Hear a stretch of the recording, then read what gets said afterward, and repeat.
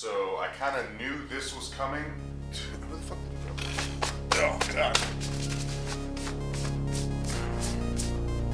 Holy hell, that actually worked. Yeah, that thing is in there now. I can't believe that worked that well.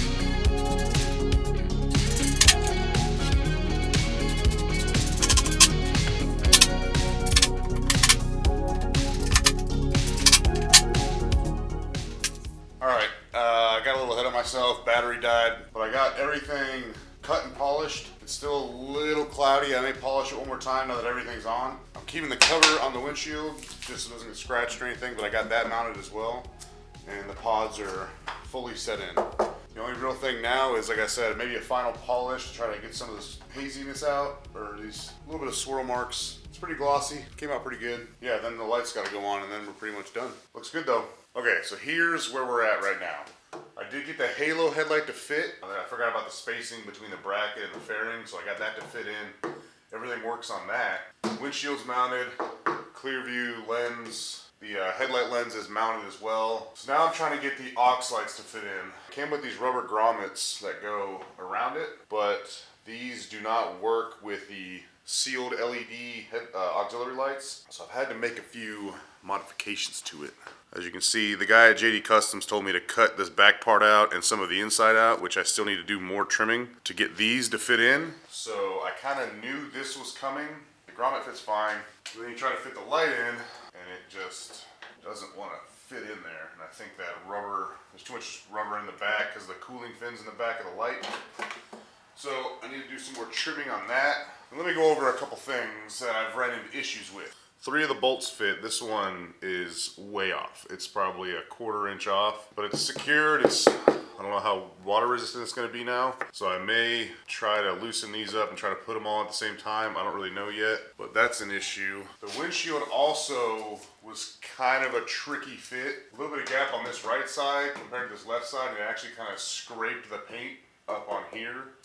So not a very good fit on this either, but I mean, it's on there. Everything's thread locked on, so that's all good now. Just gotta work on cutting away at this rubber on here while still maintaining that rubber lip that locks this grommet in place. So it's kind of a tricky, like, finesse getting it on there, but I'll show you what I'm doing. So I basically have a grinder with a cutting wheel in my vise, so it won't go anywhere. So I'm just kind of taking this and cutting away, shaving away at it on the wheel. This makes a terrible stink because of the friction on the rubber. It's a little smoky and a little bit of a foul smell, but I'll just crack the window open here and vent some of that crap out.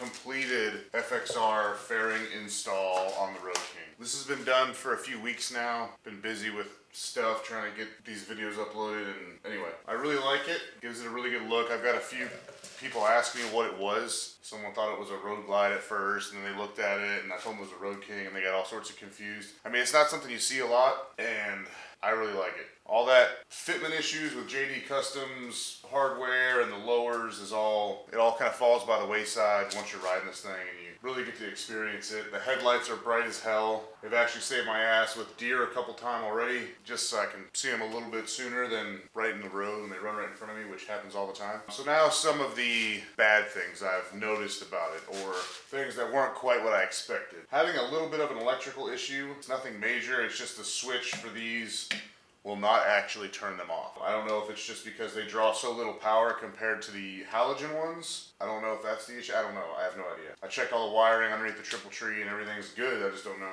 why they won't work. The turn signals work and everything. Now the headlight lens, which I had an issue getting all four of the bolts in. I took this to the car wash today and washed it off real well. There is a little bit of moisture getting in here. I mean, that's as simple as taking these bolts out and just cleaning it off and putting it back on. It'd take 10 seconds to do. It's just kind of annoying that that has to be done because the screw wouldn't go in. And the paint is an issue. I think I rushed it a little bit. I had a little bit of a smudge right here. I think the lines could have been spaced a little bit better in some spots, and I should have gone around the light pods. The light pods actually cut off part of the pinstriping. I just waxed this. Clear coat did not cure very well or something, or I didn't put enough of it because it kind of has a dull sheen. I've cut and polished it twice. I mean, it has gloss, but it's just not quite, it won't really convey on camera that well. It might. I am planning on repainting this bike in the fall, completely redoing the whole bike. I'm thinking like a maroon and like a dark gray, something like that, or maybe something really flashy. I haven't really decided yet. That's about it though as far as the bad.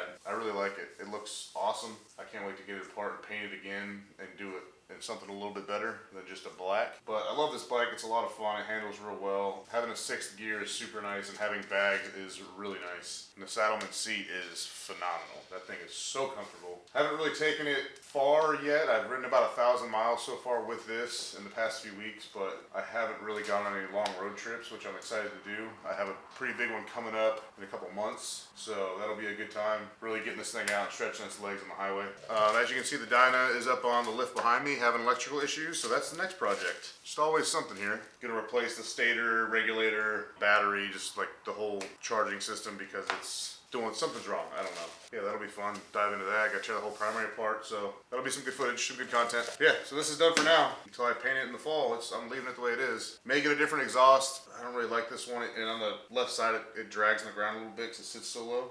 It's a typical bagger pipe with that crossover in the middle. It's just, I don't like them. I'll just get a 2-to-1.